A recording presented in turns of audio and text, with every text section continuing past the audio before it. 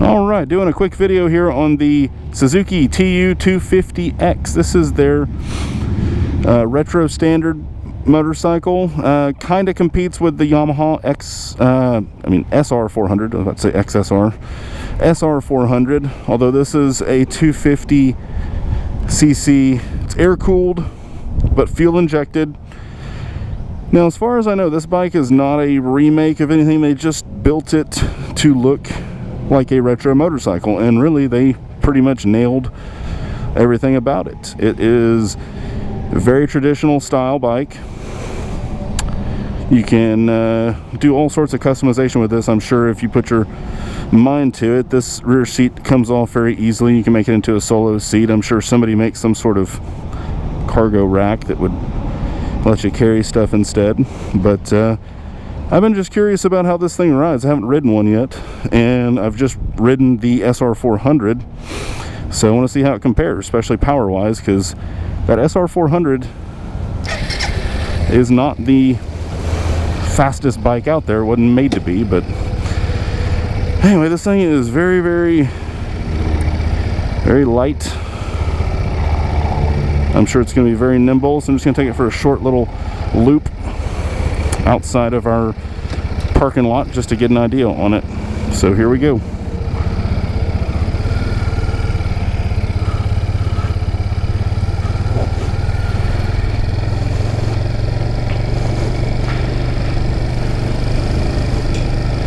First thing right off the bat that I noticed is just how much smaller the motorcycle feels.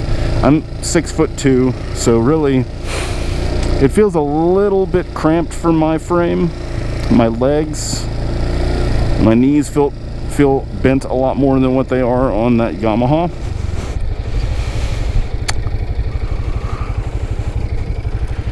And here we go. See how she gets up to 50.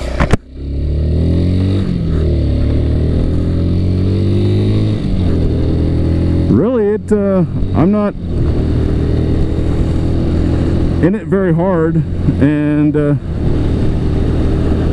no problem at all, just smoothly accelerating up to 50 miles an hour. It honestly doesn't feel any less powerful than that SR400, which is pretty impressive for a 250cc motor. And brakes are as you would expect them, just a single disc up front. You know, I didn't even look to see if it's a drum or a disc in the back. That's interesting. There's Jim, our tech, doing a test ride on a customer's bike to make sure it's all hunky-dory. But yeah, I'm short shifting the heck out of this thing, and it's got plenty of low-end power to pick me up and get me up to speed. Like I said, it's not any sort of powerhouse, but not bad. I'm pretty impressed. And I could only imagine if you were a normal sized human being, and by that I mean I'm fat. I'm about 250 pounds, probably a bit more than that with all my gear on, so that's certainly going to have a lot to do with how this thing runs. The smaller the motorcycle is, the smaller the engine, the more sensitive it is to rider weight.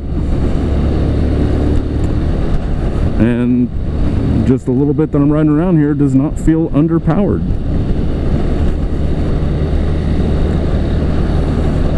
And now that I'm going, it's pretty comfortable. Like, I'm actually not, I thought with my legs being bent up like this it'd be not to my liking, but the foot pegs are forward enough. They're not a they're a standard position, almost mid position, rather than a rear set position, so that kind of works pretty well. Yeah. So this is a nifty little bike right here.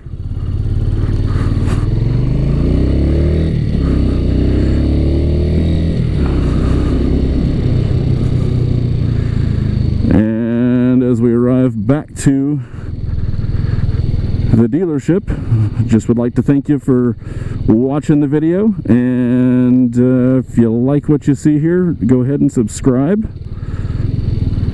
It's just going to be mostly videos like this and just maybe some random goofy stuff that we're doing here at the shop. But yeah, thank you very much, and y'all have a great day.